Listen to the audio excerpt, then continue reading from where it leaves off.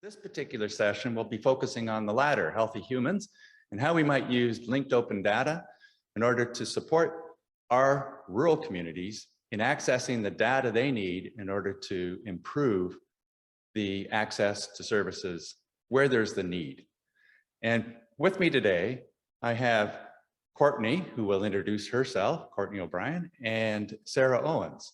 And Mike Carter from Scribble Maps will be doing the hands-on session after we have our opening roundtable dialogue on the 211 Unmet Human Services data set and how we might use that to support rural communities.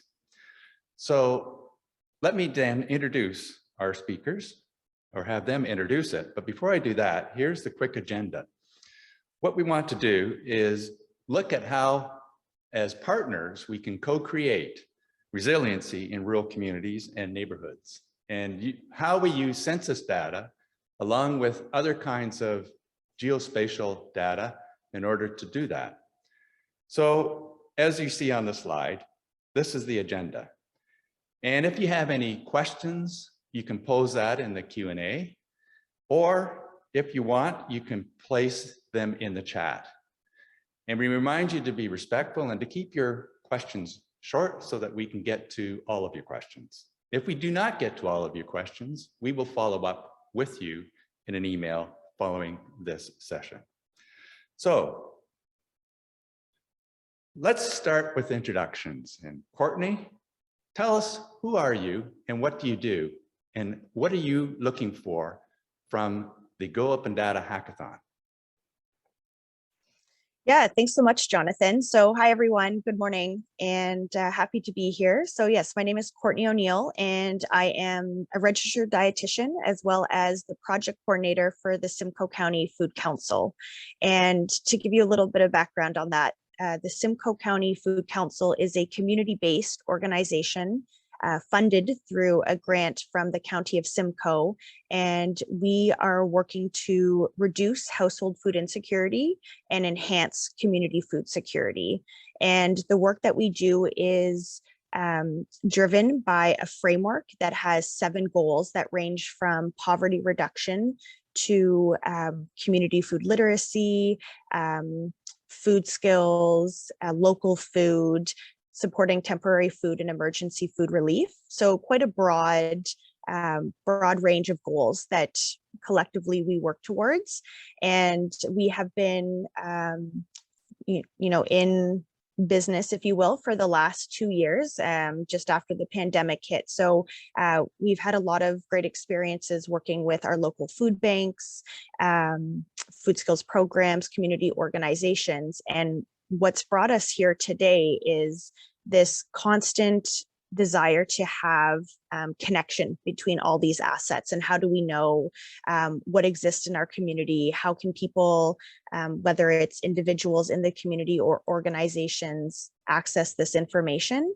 And the conversations led us to Jonathan and Sarah, and then being here today. So my hope being here today is really seeing how we can use data and technology to put food assets into accessible forms so people can know what exists in their community. That's great. Thanks for that introduction. And thanks for pointing out the need, because I think one of the key things we want to get out of this workshop is how the hackathon challenge that starts Saturday can address that need, specifically for rural communities. Now, Sarah, introduce yourself. What do you do? And how do you support the counties in using the unmet service needs to improve access to services in rural communities?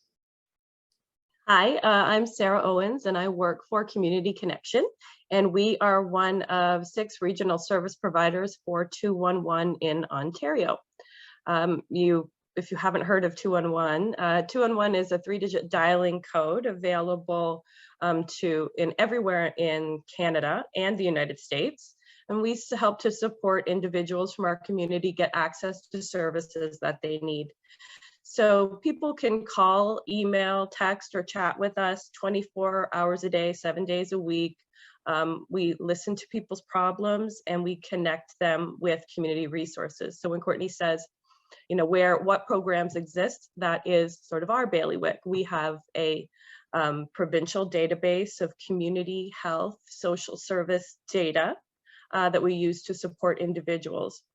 As part of this work, we record all of the interaction data to get an understanding of what the needs are at a community level. We also record unmet needs, and all of that data is accumulated into our BI system, and we do openly share it. So with our conference here today, we'd love to introduce you to the kind of data that we are collecting, and get it out there for people to find new and interesting ways on how to analyze it and help leverage it to support community needs. Thanks very much. And yes, we'll come back to that BI dashboard and get you to define what BI is and how that dashboard supports people like myself in Cobourg and Courtney in the Simcoe County region. So who am I? I wear two hats. I'm the Director of Education for Go Open Data, and I'm the Director for Digital Innovation with Sustainable Cobourg. I'm a retired educator, and this is my way of giving back to my community. And my community includes the town of Cobourg and neighbors stretch as far as Germany, Buenos Aires, India, China, and all the other different countries around the world. It's exciting, the Go Open Data movement. I've been to each of the international conferences. The first one was in Ottawa, second one was in Spain, third one was Buenos Aires. The fourth one was supposed to be in Kenya, but COVID did it in. So I'm looking forward to going to Africa and doing an open data safari with the folks over there. What I find from the open data community is that a lot of the innovation is coming from the developed countries. And they can teach us a lesson on how we might decolonize Turtle Island and make it a better place to live for humans, not just machines. So that's me. And now we're going to turn it over to, we're going to go back to a discussion about the 211 unmet service needs. And when Mike, our third presenter, comes in with the hands-on, we'll introduce him as well. So let's start with a use case like food security in Simcoe County and map backwards to collect the data to analyze unmet service needs at the neighborhood level. So Sarah, one of the experiences you and I talked about was during the first phase of the pandemic. And the topic I'm going to talk about is a project that the Fleming postgrad students did. And it was an amazing project where they were looking at using point cloud to automate the reconfiguration of the food supply chain. This was made, the need came out of the necessity of reconfiguring the food chain when 12 of the 13 food banks in Northumberland County closed down.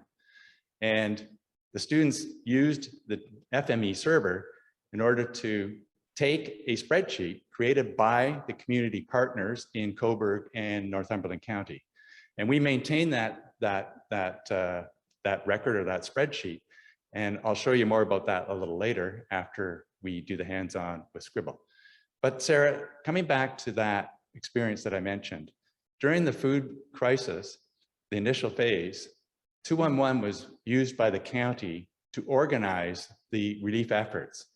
And one of the challenges was with a lot of the professionals that were not working, they contributed to the response, and it was great what they did.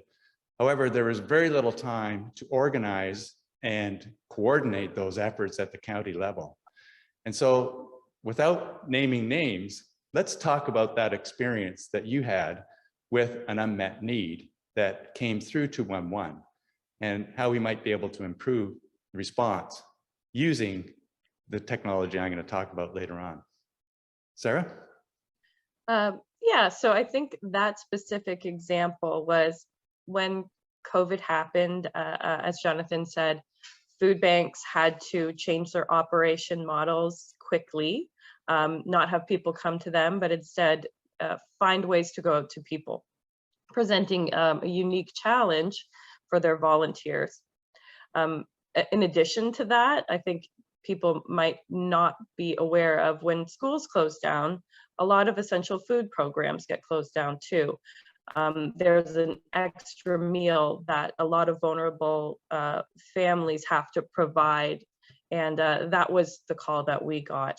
A mother in a rural area of Northumberland County who very much utilized those community food programs that were offered in school to help supplement food for her children. And when that disappeared and she had her kids at home all day, she was really struggling. And she'd heard on the radio about a food program being offered locally, I won't say by whom. So we did a little digging for that, and we didn't have it in our database because it was just a few advertisements on the radio. And what we found out is that while they were doing a wonderful program, it wasn't available to people in the rural areas of their community. So people come together and think they're doing a really wonderful food service, and they were. It was necessary, it filled a gap, but it still excluded people. So these are the kinds of barriers that we want to be aware of when doing community planning. And it's also, just to plug, that some of the data that we collect. What are the barriers to food access by area, and how do we implement food solutions, or fill in the blank, whatever the need may be for people that considers all of those barriers and makes efforts to overcome them. That's great. And Courtney, do you have any experiences from the first phases of the pandemic where that need that Sarah just addressed came up? Yeah, a few different examples come up. I think one was just being aware of the temporary food relief programs or emergency food relief programs that existed in all the different communities. So that's where 211 data was extremely helpful. And then with that, there were all these pop-up programs coming on, or, little initiatives that people wanted to support. And there was it was word of mouth, which is like, really, how do you capture that in the rural setting? Because that is how information is usually shared. And so, like, for the Food Council, we have multiple meetings every month with different working groups. And that's how I get a lot of this information, is because, I heard from so-and-so. So regular communication to try to capture this data was really, really important. I think, building on what Sarah was saying, one of the food banks in Simcoe County started working with the local student nutrition program. And I know that's happened in a few other counties as well. And so how do you make people aware of that? And how do other organizations hear about it so they can maybe replicate it as like a best practice? So those are a few things in terms of temporary food relief. And then the other thing would be local food, and how a lot of local producers, smaller scale, had more farm stands or catered to people looking to support local food organizations, and communicating that information to them as well, and knowing what was popping up. And so social media was another way of, if you've learned that information, how do you make sure it's in a space that everyone can access it? That's great. And I'll give one example from Northumberland County. During the first wave of the pandemic, I walked down to the Salvation Army and stood out the back where people were showing up to get access to food and other resources that they needed. And I talked to one of the people there, and he had walked for an hour to get to the Salvation Hub, whereas normally they would be able to know where their clients are and be able to use their truck to get the resources out. But what happened with the federal response, there were dollars that came down. And the public health unit, for example, got $10,000 in Port Hope to create hot meal service. And the Salvation Army clients, when they were tracking them in their database, they disappeared. And they had no idea where they went, but they just assumed that they were going over to where they could get access to the hot meals. But they didn't know, and therefore they had no way of really understanding how best to respond, working with their partners in that community. And that was all part of a federal grant that went to a national organization. And then the national organization turned around and through trickle down, that's how the public health unit got the $10,000. And the other one was Food Rescue. Food Rescue is an amazing app, point cloud app. And what they were doing is they were identifying where there was excess food that was going to rot in the farmers' fields. And they put that out and said, here's all this food. For example, French fries. The French fries that are used in restaurants are not ones that you can put in bags that are sold in the supermarkets. So they had to rescue this food that couldn't go to the restaurants because they were closed. And they put that in their app, and you could go in as a community agency and say, I need those potatoes and we will distribute them locally this way. Now that's a great idea at the national level, and this is what this organization does. But the food rescue locally wasn't connected into the supermarket infrastructure. There was one particular supermarket that was active. The others, you had to go through their head offices, and that was a barrier. So we had lots of farmers with tons and tons of tomatoes that were going to rot in the fields if they couldn't redistribute them for addressing food security during the pandemic. We're hoping that we can fix that. And one of the ways that we're hoping to fix that is by leveraging post-secondary programs like the Fleming Post-Grad program. Sustainable Cobourg has had 3 collaborative research projects with Fleming and with Trent. We've had others as well, looking at things like energy, water quality, and food security. The one I want to talk to you today about is the one that we did called Sustainable Cobourg Interactive Web Food Map. And this came out of another mapathon that we did here at Venture 13 in 2019, and it was called Put Fresh Food on the Map. And that was our first experience of trying to leverage youth and their digital skill set to address a local need, in this case, putting fresh food on the map. That was in 2019, and they came up with an app. It was a half-day hackathon, like the one we're going to have April the 23rd. And what they came up with was amazing. The most amazing part of it was the name. They called it North Yumberland. And North Yumberland used census data, and we would demonstrate it today, but you're just going to have to join us down the road as we set this up, and you can see how it's been done in Sustainable Cobourg's interactive web food map and the other application, Put Fresh Food on the Map. And Sarah can talk to it as well in terms of the 211 business intelligence dashboard that they're working on. So let me just briefly go through this. This is a story map.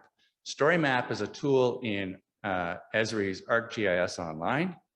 This is a free tool for students, and most students would have access to the full suite of ArcGIS programs. I'm agnostic when it comes to the technology. Stats Canada has a whole training session on QGIS that could be easily adapted to the ArcGIS. It's a similar GIS, Geographical Information System program. So let me go through this. What is this interactive web map, food map? Well, what it is an open data interactive food map for Northumberland County. And what the students did is they looked at the problem statement, which I'll just let you read here on the screen if you can see it. Can everybody see my screen? Good go. So this was the problem statement. And I've already mentioned about the 13 food banks. And what we needed was something that was user-friendly, easy to access, and also worked offline, because most of the county people, the most vulnerable people in Northumberland County do have access to mobile phones, smartphones. They may not have a data plan. So that's why it has to work offline once they get the information from a location where they have access. So for example, the Salvation Army would have access, the libraries would have access. During the COVID pandemic, a lot of the big companies like in Toronto were setting up towers and providing access to neighborhoods to set up free internet web access. It was called Toronto Go. And that infrastructure is still there, and the nonprofits were the ones that used it in order to provide this service where the need was in Toronto, and we did the same thing here in Northumberland County. So here was the study area, Northumberland County, and the townships listed. We have 7 townships in Northumberland County. The town of Coburg is the largest. We're a town of 20,000 roughly. The population is expected to expand to 26,000 by 2035, I believe. And the challenge we face here is that a lot of the people are retiring from Toronto, and we have an aging population. What we need are more young people like these people to build these kinds of applications. So you can see that what they did is they identified the map, the area, and they've set up their objectives. And I might just add one thing, that we participated, Sustainable Coburg participated in a hackathon called Together versus the Virus. Together versus the Virus started in Estonia, moved to Germany, Switzerland, and then came over to Canada. In Germany, there were 45,000 participants in that event. And it was more an information event and also a hackathon. So what we did is we proposed it's called the greenhouse, postal greenhouse. And I hooked up with somebody else in the Slack channel who was also participating in this hackathon, and we joined together, just like we're doing today with Northumberland County and Simcoe County and our partners. And then we were able to come up with this idea is, okay, how can we distribute fresh food that would go to waste and end up in landfills for those most vulnerable people while the food was still usable? So that was the objective. And we came up with this project that led to this interactive web map. So you can see that they've created a database, and for community partners like Courtney's group, it's simply a spreadsheet. It could be a Google sheet, or it could be a Google Airtable, which is a little bit more interactive. And once you have the information in there, it can be word of mouth, but then you have people who are like navigators. And what I like about Sarah's team is they have their ears and on the ground listening to the word of mouth channels. And then they're able to connect that up with the standardized data sets offered through 211 and its taxonomy. And what we were looking to do is to automate this workflow using a program called FME. FME software. One of the mentors for this project was Dean Hertz, and he is an open data champion with Safe Software. Safe Software is a Canadian success story out of Vancouver. They do work all over the world. In fact, they were involved in the Blue Dot AI machine learning application a doctor put together after SARS that was the first to discover the spread of the COVID virus from China. And they use data from open data of the airline traffic from China to the rest of the world. And we're able to identify the pattern in which that virus would spread. So visualization is a key thing here, maps. And the other thing that you have to be aware of is it needs to be accessible for those that have that are blind, deaf, or have a cognitive dissonance challenges. So that's a challenge if you're using maps, but I don't want to go into the details. I want to just get into this. So here's the timelines. They did this over the course of, well, the program was 10 months, and they did this over the course of 4 months of that program. So it's really a hands-on learning experience. And what they used was this survey 2123 form. And in the form, you can you create the form just like a Google form, and you enter that information. And then what they did is they mapped it out to make it say, if you were going to do a pop-up site, place it here where it would be walkable, 15 minutes for those most vulnerable who didn't have transportation and couldn't drive to the one food bank that was operated by the county. So this is just an example of how they would do that. You can see the green dots, and the shaded area around it would be the walkable area. And now the solution after 7 weeks of dedicated work, and I have to say they've created this dashboard, and I'm going to give Sarah a heads up. I'm going to turn it over to you in a minute to talk about the 211 dashboard that you're working on, because I think it's very similar. And we did use the data that David Montaigne, the Find Help data manager, provided for this project. And you can see that they are able to then say, here are the food markets in your area. Of course, most of them were closed. And so a lot of them were just pop-up sites in a parking lot somewhere. And then they were able to use local food markets and bring those people into the mix. So if they were driving to say, they don't want to necessarily have people showing up at their gate, their farm gate, they want to take it somewhere or have people pick it up, volunteers, and drive it to where it would be accessible. That's what this dashboard was doing. And you can see that here are some examples. You can market locations, and these would be pop-up sites, not just your traditional locations during a pandemic. And then you can do the survey link. I won't show that. And then there's the demo. You'll have access to these slides, and the demo is a 14-minute demo of this project, which is very useful. It gets more technical. And then here are our clients. And you can visit the clients here. And that's a database that Courtney, people like yourself would set up and you would use with the public health unit. And they did that they did the census data for your dissemination areas, which is the smallest area. And then you can begin to create what are called heat maps to say, here's where the need is based on what we know and what we've been able to map and visualize through this GIS system. And here were the three amazing people. And I just looked up at their LinkedIn. So Christopher Webb, he got a job after this program working for a private firm. Jim got a job with Esri in the United States, and he actually has created some interactive workshops. So he's giving back to the community, which is great. And Kazia, she got a job with Safe Software using this FME connection. So there's the link for their information. And LinkedIn is a great tool to access training from Go Open Data to 211 and to what these folks are doing. So I'm just going to go on to Jim's article here that he just published, and you can see how these young people are able to give back.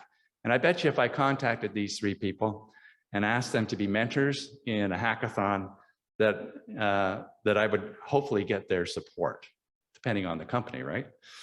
But this is an example of using ArcGIS Story Maps, which is the one that you just saw, which is very easy for students to use. It's like PowerPoint on steroids, if you use it right. So he's done this stargazing example. And what I would do is I would have him do an earth gazing example based on the interactive web map that they built for us.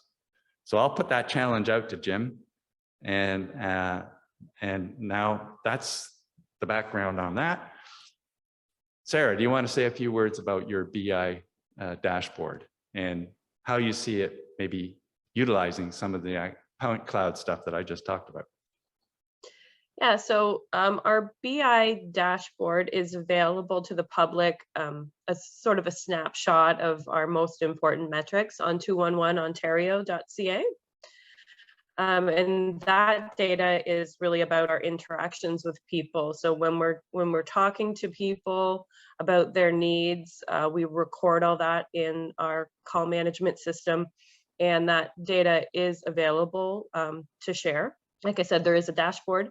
We use Power BI, a Microsoft product, and we are willing to share that data with community partners if they have a need that would benefit the community.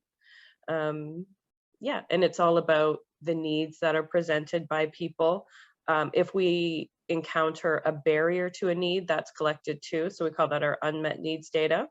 And it's very detailed. So it'll go down to, emergency food is an unmet need due to transportation. And then we'll have that link to the postal code.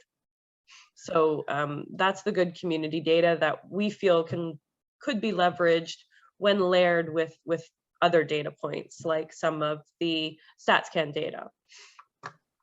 Yeah, so could you elaborate? That's a great example of the fact that most of the vulnerable population in our rural communities, well, not just in our rural, any community for that matter. When I worked for government, we talked about clients that had complex needs. I hate that term, but that's the term we used. complex needs simply pointed out the fact that they needed transportation, they needed mental health, they needed food, they needed shelter, and they just needed care, basic care. And they weren't getting it because a lot of the services are fragmented that come into our community. And it's an onerous task for people like Courtney and Sarah to keep abreast of all of the reporting that has to be made to the funders at the provincial and federal level. But that's another story. The main story I'm hearing here as success is where Sarah and Courtney and the Simcoe County can use the information to address those complex needs. So Sarah, can you come up with an example of a client that was helped who needed both transportation and emergency food access? I'm putting you on the spot, but both of you can address that question, I'm sure, from your extensive experience working with the clients that are the most vulnerable. Sure. I mean, I don't have a specific example, but I will say that the majority of the people that we deal with are not presenting with a single need. It's always a complex need. If one need presents itself, there's probably going to be a number more. In fact, it just makes me think we're actually working with the University of Toronto right now, their School of Public Health, to do a study, a follow-up study with all of our callers to 211 in the Ontario system. And they're running them through another survey to understand if there were unexpressed needs that they didn't even bother to bring up to our navigators during their first call. We've only been running it we're on our third week right now, and we are finding that it's like 90% of the calls have more than one unexpressed need, and they're all getting filtered back into the 211 system to try to deal with them. So these issues are often hand in hand. If you're vulnerable, you might lack access to transportation, you might be food insecure, have trouble paying your bills. Maybe the root cause is untreated mental health issue. Maybe you're a caregiver who's overburdened and needs more support and balls are falling in other areas. And so that's part of the work that we do to try to walk people through the needs assessment and deal with each of those issues. And again, record them in our systems so that ultimately we can leverage all the data that we're collecting from people to help better support their communities. I don't know if that helps, Jonathan. Okay. Yeah, that's great. And Courtney, maybe you could speak to you based on your experience in Simcoe County working with partners, your experience of where the complex needs come up and how a dashboard might help you to better serve those clients. Yeah, that's a good question. I think the first thing that comes to mind is just really highlighting that oftentimes the root cause is poverty in many of these situations. So, recognizing the impact of household food insecurity, not having enough money for food, how that does impact mental health status. There's some really interesting research around increase of emergency visits and high pain or need for like pain management. So there's lots of impacts of living in poverty that we need to recognize. So that's why part of our work is advocacy, getting to that root cause. And then at a community level, also recognizing that only 1 out of 4 people who need emergency food or food bank support actually go to a food bank. So also thinking that food banks won't always be that key resource, although you're usually seeing people in what we would say a state of material deprivation. They've done everything they can to preserve their dignity before going to a food bank. So they're in crisis mode oftentimes. And so what we talk about with all of our food banks, we meet once a month, is how do you support the food banks being connected with 211. So we had Sarah come to our meeting and also how to provide that other wraparound service for people that are coming in crisis. The other thing is when we recognize that only 1 in 4 people who need food are actually going to a food bank, it's thinking about where else are they, excuse me, in the community that they're going to be needing to access food. So how do you create community spaces? So things that we're looking at is libraries right now, and those community hubs, and how do we connect food there, community gardens, different things like that. So where are these spaces that people are looking for connection? There's oftentimes a lot of isolation living in poverty. So where there's places where there's connection and community, how can we also make sure that those organizations have access to this data? So then you can kind of say, hey, there's a food resource here. So just thinking a little outside the box, that it's not always those emergency services we're thinking of. So how do we create those unique organizations, or how do we get those other organizations to be connected to this data, is something that we're always thinking about. So that's a great segue into the whole concept of resiliency. And in our next workshop, Jason Robinson is going to be talking about the principles of ecological economics applied to managing natural assets. But there was a report in the Globe and Mail and the Star yesterday from Intact Climate Lab out of Waterloo University. It was called, well, I've forgotten the title already, but it has to do with the fact that we're going to see more and more days over 30 degrees Celsius.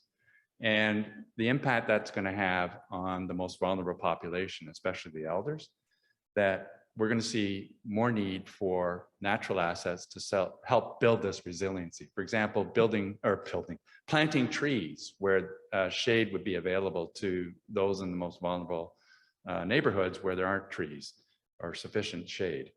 Simple things like that, where you can work with nature, not against nature, in order to build a more resilient community that can deal or mitigate the effects of climate change.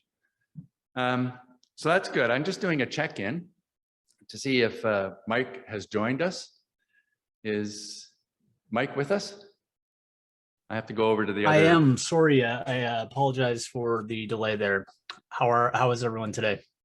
Well, we're fine, and we're going to turn it over to you and help us with the hands-on activity. But before we do that, Mike, could you just tell us, who are you? Give us a little bit about who you are as a person and how you got to be doing what you're doing today. Yeah, for sure. My name is Mike. I'm with a company called Scribble Maps, and we're based out of my hometown of Windsor, Ontario. I know for some people, Canada cuts off at London, but Windsor, Ontario does exist, and that's where Scribble Maps is based out of. And I'm located in Toronto, Ontario, where I've been. Sorry, I talk to a lot of Americans, obviously, so I gotta go to Toronto, Ontario. So I've been here for over 12 years. And you mentioned ArcGIS and Esri earlier. So Scribble Maps is like that, but not as complicated. And I'm hopefully going to show you how we can turn some spreadsheets and some raw data into some fun maps that we can filter through. My background, I used to do walking tours in downtown Toronto for over 10 years. And because of the pandemic, I had to kind of make a pivot until things kind of got back to normal. So I started working with Scribble Maps, doing everything and anything with them.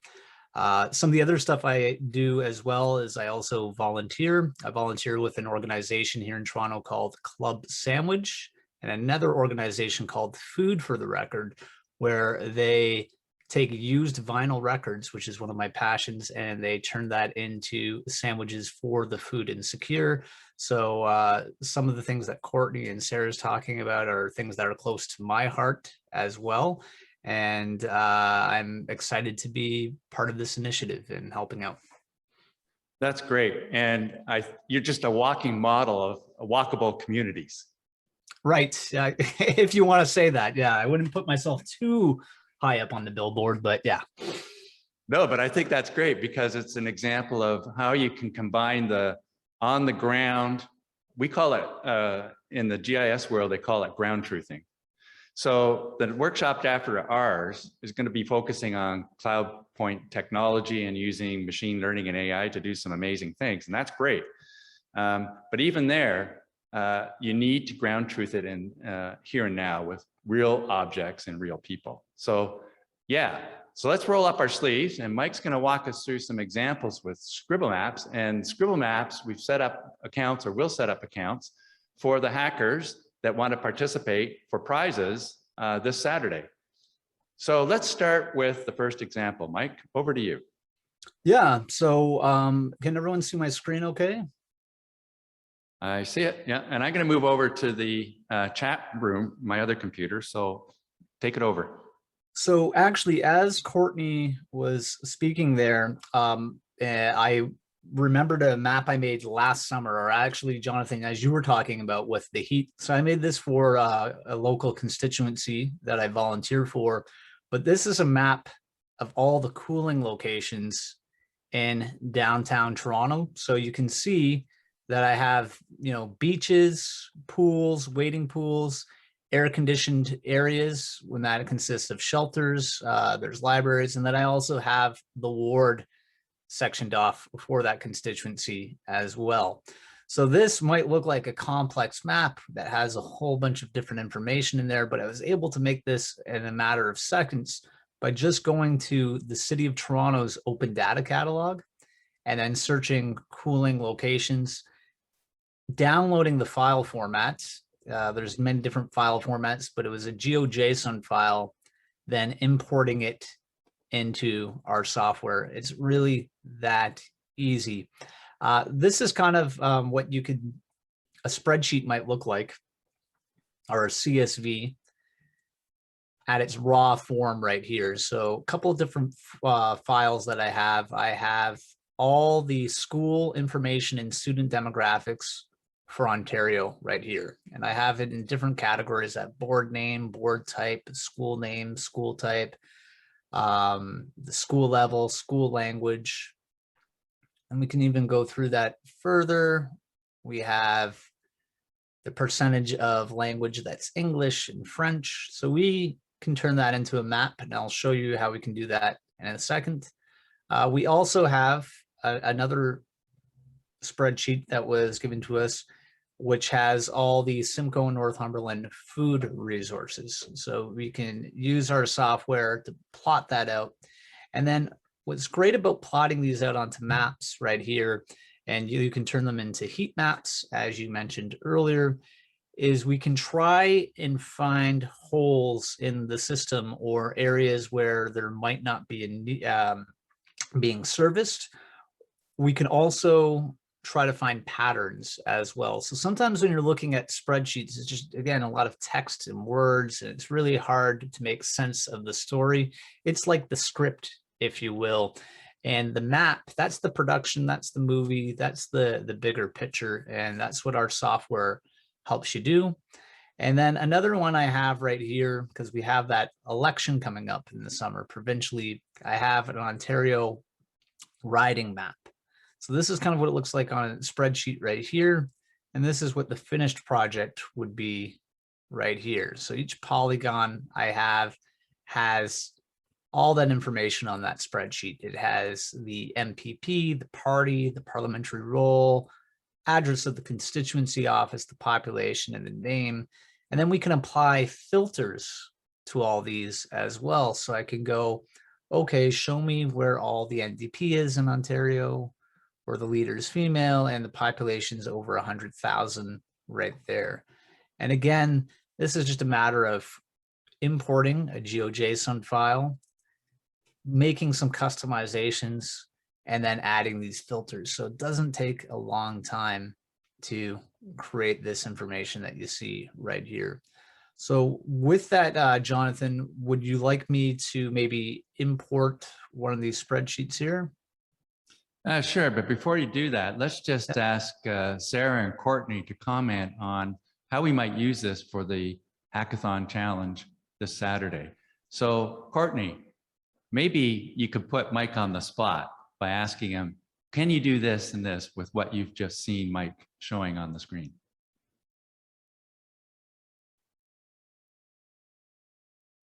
You'll have to unmute. Sorry, yeah. Trying to get my mouse to work there.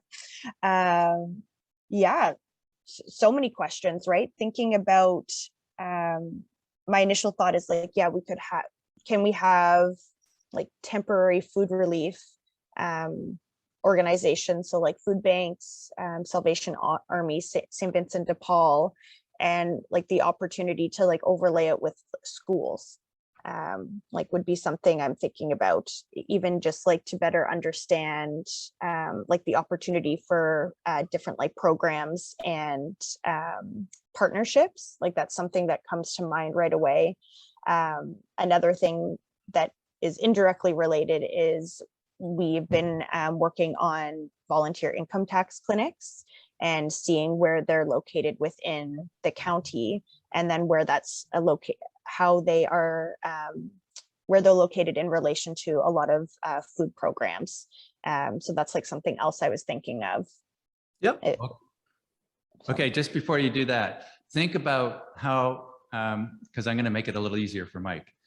He showed us the ridings, and one of the most powerful things you can do as an advocate is write a letter to the constituency office asking for something very specific. Because when you do that, when I worked in government, that would come to the minister that the Ontario government felt was responsible for answering it. And then it would come down to a policymaker like I was, an education officer. And then I would have to, or we would have to write a response to that particular request.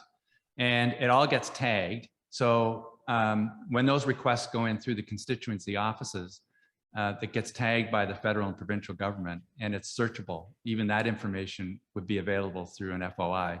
And we'd be very interested to see exactly how the constituency office was able to support advocacy at the local level. So you mentioned some great examples overlaying the different layers of information. So Mike, I'm going to give you liberty to sort of focus that challenge that Courtney has provided. Sure. Let's take, and thanks, Courtney, for that. Let's take this spreadsheet right here. And this was one that I believe we pulled off from the Ontario website, but this has different categories, as you can see. And we have ones that do say food bank and different types of therapy right there. So I'm going to import this, and then I'm going to use our filtering system just to show all the food bank ones. So I'm going to just quickly copy this right here. And let's go to a blank map that I have here. I'm going to go to import spreadsheet. I'm going to paste the information. And it's just going to take a second because there is a bit of data there. And Mike? Yep. Just want to say that is 211 community resource database information that I sent along. And right. We do actually have the volunteer income tax clinics there as well. Excellent. Perfect. So we'll be able to try to filter hopefully both there. So I am going to map them out, and I'm going to put for the different categories, I'm going to put them in their own folder as well. So see where it says CWD Simcoe category heading group. I'm going to make that into its own folder. We're going to map that.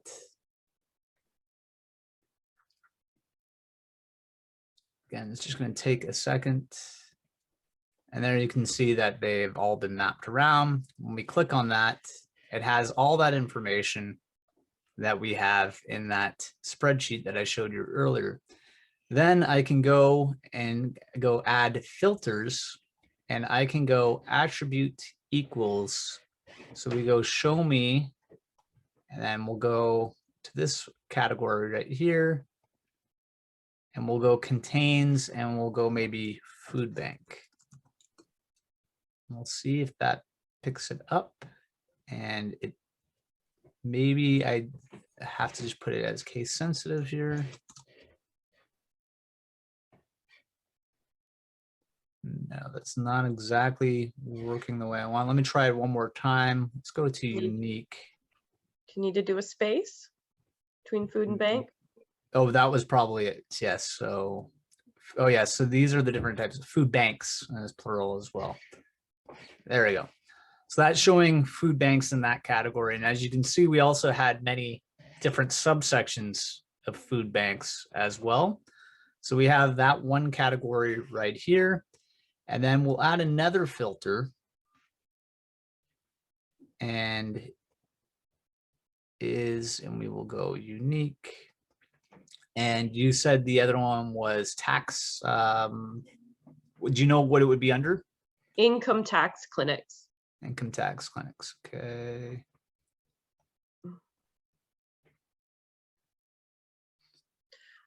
Oh no, if you're using taxonomy, it'd be something different. Just one sec. No worries. We can change it to, would you know what it was under if it was under a different category? And sometimes it says financial, I think, like financial support maybe, Okay. but Sarah can confirm that. Depends what you're looking at. Okay, one sec.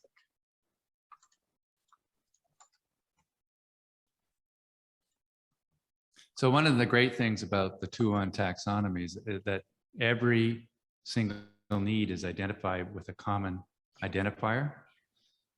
And that's for North America. And it really helps in terms of connecting up the word of mouth and the ground truthing with the analysis that would be used from the data that is provided through 211 unmet service, human service needs. So Mike, it's under taxonomy. Yep. And then it's called tax preparation assistance. Okay. Let's go back to that. My tab is unique and it's tax preparation. Would it be, let's go back to our main spreadsheet here and try to, because I'm not seeing it there.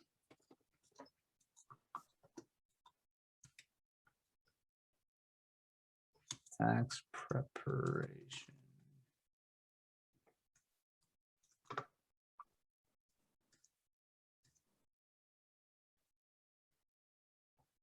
Would it have another name, or would it be under another category? I think what's there, column AS, should be there under tax preparation assistance. And we will try looking at that again.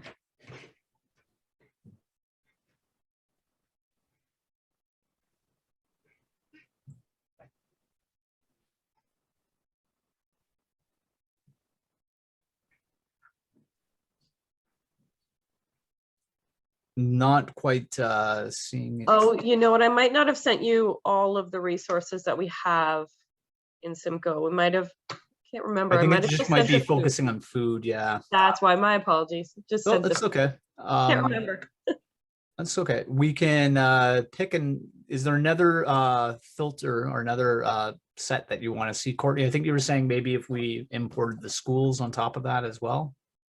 Yeah, a few things. So schools, I'm thinking community kitchens or inspected kitchens, community gardens. I think any of those are great. So I'll have this first one as the food list, right? That is our first spreadsheet that we put in, and then we have the food banks. And let's import another spreadsheet here where will be our schools that we have. And this is going to be a massive, massive file because this is all the schools in Ontario. But this is also to demonstrate the power that Scribble Maps has in terms of importing spreadsheets and the data that we can deal with. And you'll see that there's not going to be as much lag as well. So here we go, I'm mapping it out. And again, it's just taking a second. My Mac is, there we go. Okay, perfect. So for the school board,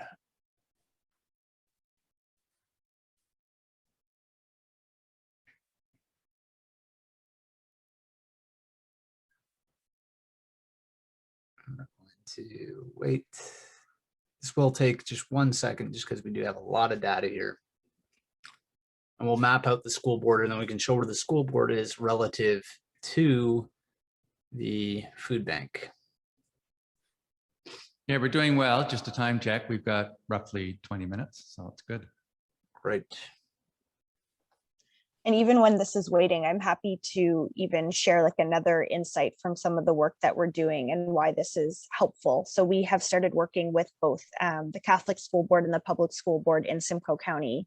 And we're looking at experiential learning and garden-based learning. So getting, when COVID and everything allows, like restrictions allow that kids can be outside again and having guests come in. And so rather than schools having to build new infrastructure or different things like that, that's not always, there's not always that capacity. We're looking at how to partner with municipal infrastructure and community garden spaces and to be able to bring the kids there. And so this is also really helpful, as we move along to say like, hey, these are the resources that we have. This looks like a partnership that we could facilitate. So yeah, it's really cool. Yeah, along those lines, Sustainable Coburg was going to take over a community garden that the township set up on town property. And some seniors were sort of beyond, they needed to hand it over, which is fair enough. They put a lot of effort into it.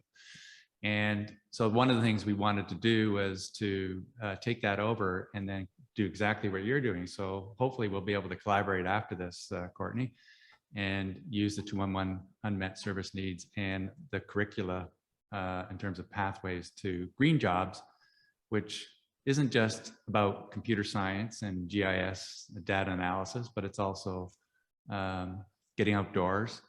And that's a key thing with mental health for students that have been cooped up in online courses. So great example of how to use the technology for place-based growth.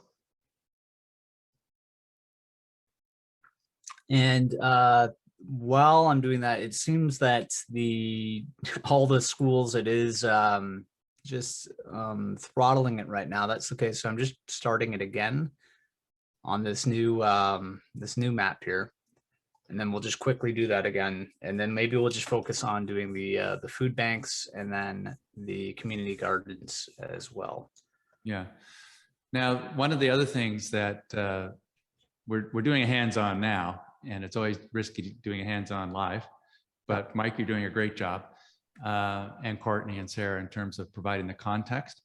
So one of the things we want to do moving forward is to use the desktop applications to do the data analysis. So somebody like Jason Robinson, who's a data analyst with Rural Ontario Institute, we'll be talking to them after this conference and ways in which we might be able to have them do some analysis with their GIS online license, which would be desktop based. And then what they can do is they can upload that analysis as an interactive web that would leverage the open data in the cloud. So in order to make it more accessible to people like myself and Sarah and Courtney, who are trying to address complex needs in our rural neighborhoods and with our neighbors. Let's go back to taxonomy is food banks. And then we will do another filter we'll apply on top of that is where we wanted community gardens. Now, Sarah, was that the category for that? Is community gardens? It is, yes. Okay. Yes, there we go. So we have both filters, right? And then we can customize the icons based on that as well. So I'll put all these ones into their own folder. So I'm going to go to copy. And then we will have another one, which is right here. So this one we can make as our community gardens. I can go, because I have it in its own folder, I can go operations here, and I can do a bulk marker style change in group. So let's see what we have for garden. Okay, and I can colorize these icons into whatever I'd like here. Let's put that, and we will put that into that garden marker right here. And then I can change that name as well. I'll call this gardens. And I'll turn this other folder into, I'll call this food banks here.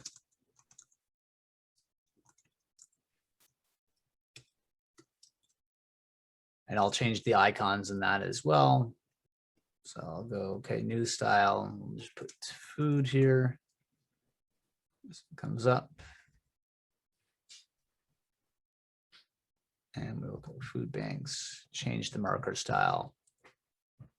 In food banks, and when we have the filters on, it should show that. There we go. So you have your community gardens now, you have your food banks as well. So I'll try importing the schools again one more time. Maybe.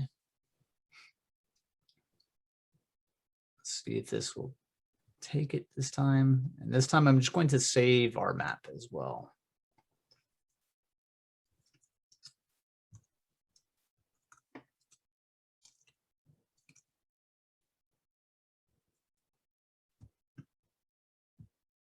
And let's go and now import the spreadsheet again.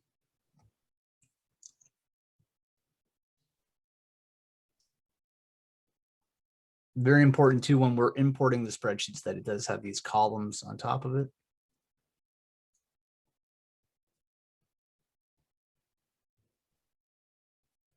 Let's try it one more time. And does anybody, while I'm waiting to do this, does anybody have any questions so far?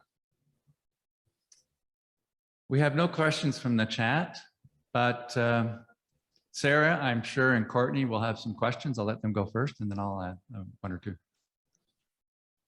So now I put the schools in here as well. You can see all this data right here. And I'm just going to quickly turn these schools into smaller markers as well.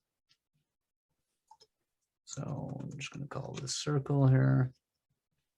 And I'm going to make it a little small dot.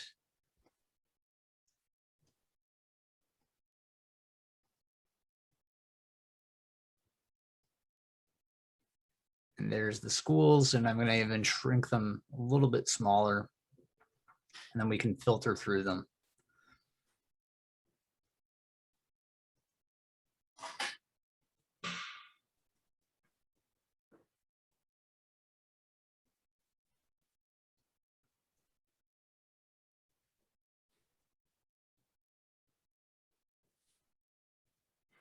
So that cleans it up a little bit more for us right here. And because I imported the schools in different folders, I can filter them through there. But we can now take a quick glance with that data that we have. And if I actually lock the school boards here as well, and then apply these filters, we can see how close our different resources are to different schools as well. I can use a radius tool as well. So if I want to go for, say, this food bank, so the Thornton Community Food Bank, and if I want to put a radius around that as well, I could go to operations here, add to main menu, and I can go travel time. So select that marker, food bank. I think that was all 64 was the name of it right there. Let's just go back and double check. Yes, all 64, okay. And then Sarah or Courtney, if you want to give me a travel time from that, whether walking or driving. In Thornton, I would say driving most likely would be my, so like, let's say within 15 minutes. With a 15-minute drive? Mm-hmm. So 15-minute drive.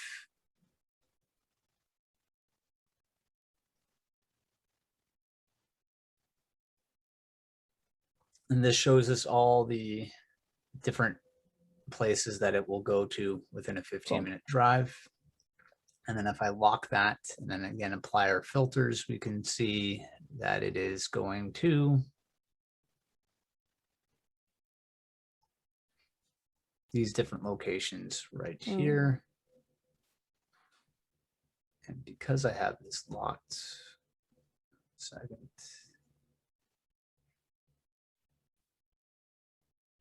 You can see, okay, we have the library that it's going close to as well. We have the elementary school. I could also now take all this information that's in this polygon and I can put it into another folder as well. So if I want to take the 15-minute drive, I can go operations here and I can go add to group the markers in polygon. So I will select that polygon, that 15-minute drive, put that into that new group. And then we can see the 75 locations that are within that right there. So this is all the different school boards, as you can see right here, that are within a 15-minute drive to that food bank as well. So you can see in real time as well that I've just imported 2 spreadsheets here, quickly did some advanced features within our platform. And we have not only this insight, but we have a map as well in a matter of seconds. And again, don't have to, study long and hard to be able to acquire these skills in order to make these maps as well. It's very, very easy. A walking tour guide from Toronto can do it. So Amazing. So cool. Any comments, Courtney, Sarah? Tips for our hackers? Yeah, I just think this is, I was sharing with Mike when we were like meeting initially, like this is incredible because this is something that constantly comes up because we have the 211 data, but like how do we then use it in like map form and seeing the bigger picture and planning and different things like that. So another thing I think about, or I guess I have a question, is on the side you have this list that's captured, let's say within that radius. Does that also become like printable in some way, or like is that list like easy to export if people were like, I just want to see what's in this little catchment area? excellent question, and absolutely, yeah. So Cool. I'm just going to save it here first. So first we can share a link of this live map with your colleagues or people you're presenting in front of. But for your initial question is if we want to save this as a CSV. So we right click on the folder, we go export CSV. And let's just make this a food banks, we'll call it. And then when I open that up, let me just find it on my desktop here.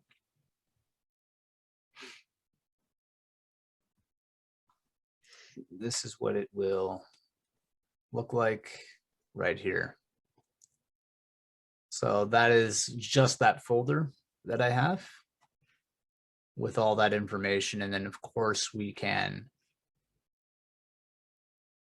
delete the unnecessary information in the spreadsheet if needed.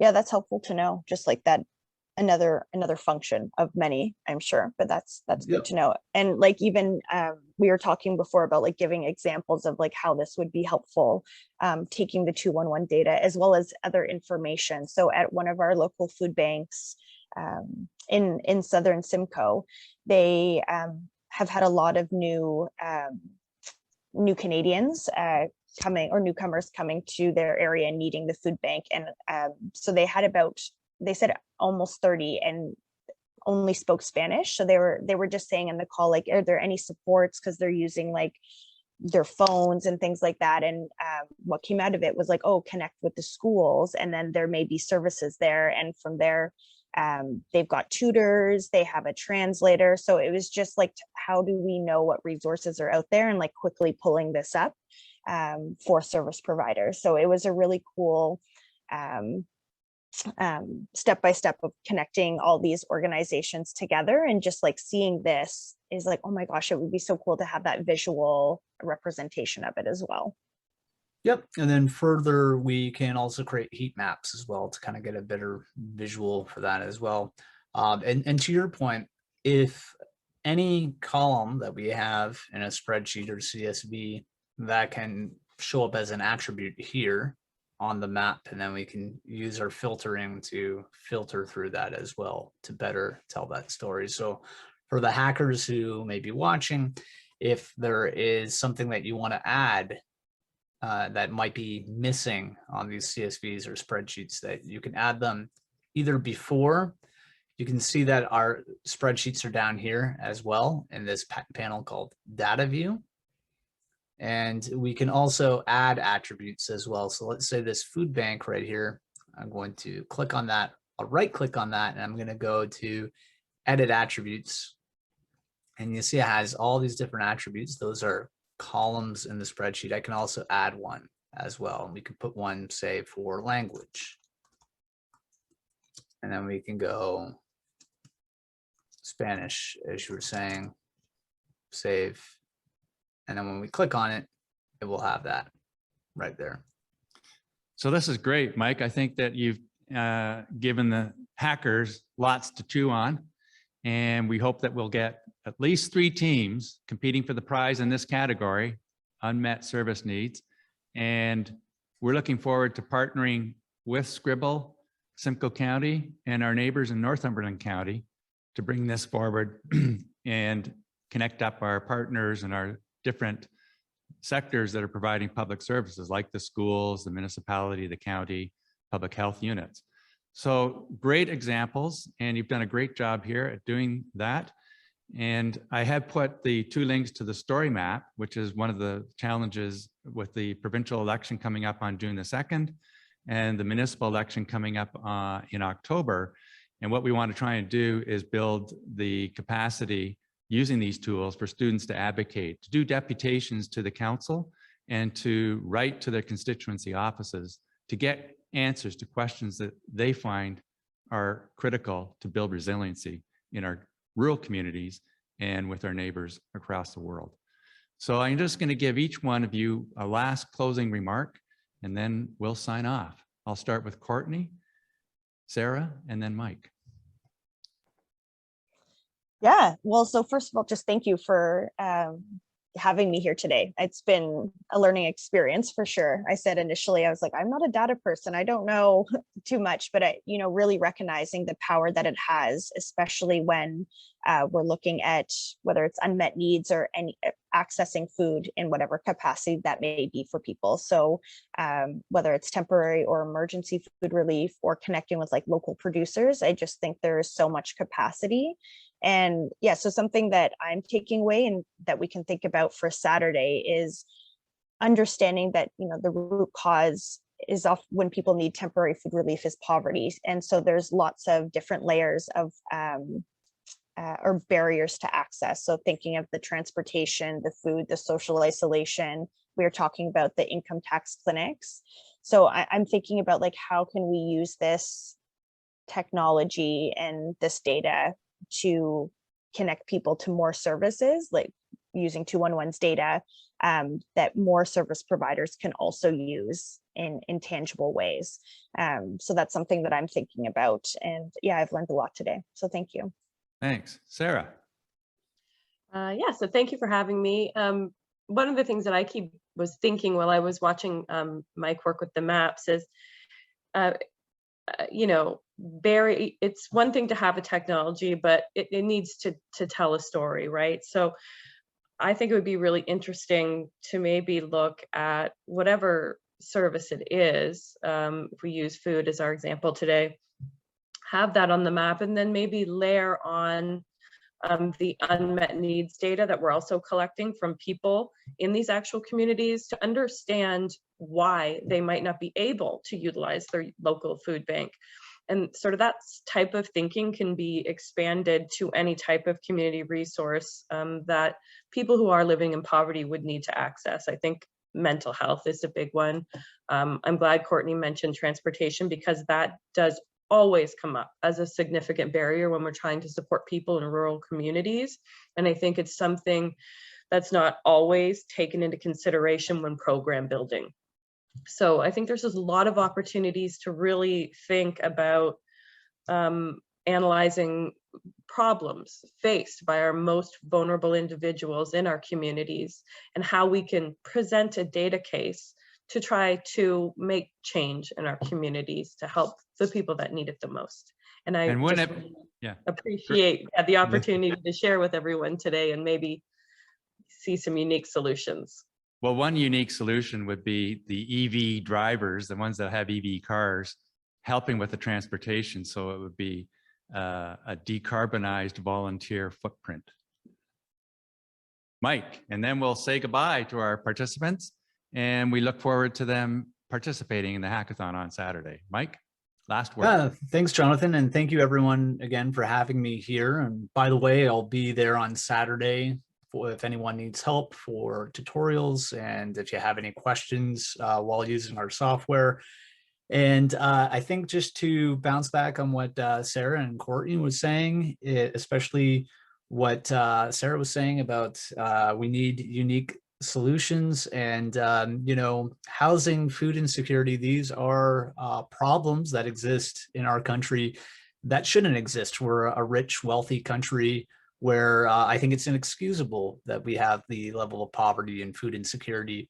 And, you know, Jonathan was saying earlier that you can write to your local MP or MPP or city councilor. As someone who's volunteered with these organizations, these different political parties before, they're all just people, just like you and I, at the end of the day, with only so much time and resources.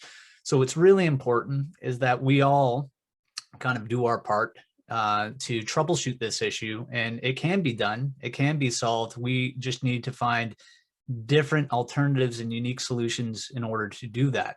So that's where you come into play, the students, and especially with the hackathon, is using these tools, but also using the knowledge that you have that we older people might not have. And there can be solutions to these issues. There should be solutions to these issues. And if we all do our part, if we all work together, we can achieve these solutions, or that's what I like to believe anyways. So I'm hoping that this will inspire someone, and using these tools and using this technology will come up to modern solutions to these problems that we have. And I look forward to seeing everyone on Saturday.